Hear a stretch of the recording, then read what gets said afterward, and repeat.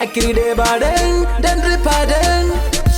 Wax preach again, was peace.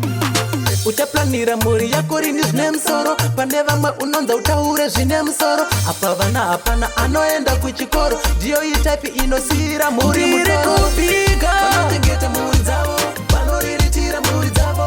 Aiwa makosha, unotakurira mutoro, unomiririra muri dzenyu. Ini ndiri kubiga, vanotengeta muri dzavo, vanoriritira muri dzavo.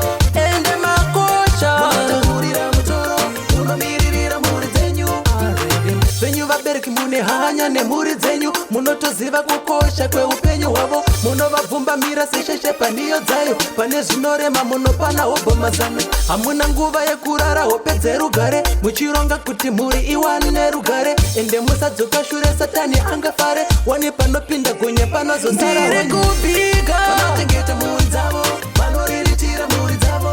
Aiwa makosha, unotakurira mutoro, unomiririra mhuri dzenyu. Ini ndiri kubiga, vanotengeta mhuri dzavo, vanoriritira mhuri dzavo. Ende makosha, unotakurira mutoro, unomiririra mhuri dzenyu. Look, ubvo varume mabig spenda mumabawa. Vachisiya mhuri dzavo dzichirara nenzara. Chero kumuudza hapana chaanogaya. Paanomwira doro ndipo paanorara. Utaplanira mhuri yako rini zvine musoro. Pane vamwe unonza utaure zvine musoro. Apa vana hapana anoenda kuchikoro. Ndiyo itaipi inosira mhuri mutoro. Kubiga, vanotengeta mhuri dzavo, vanoriritira mhuri dzavo.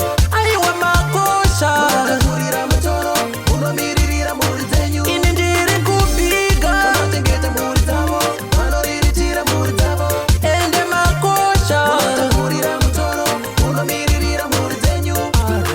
Venyu vabereki mune hanya nemhuri dzenyu. Munotoziva kukosha kweupenyu hwavo. Munovabvumba mira sesheshe paniyo dzayo. Pane zvinorema munopana hobhoma zano. Hamuna nguva yekurara hope dzerugare. Muchironga kuti mhuri iwane rugare. Ende musadzoka shure satani angafare. Wani panopinda gonye panozosara honye.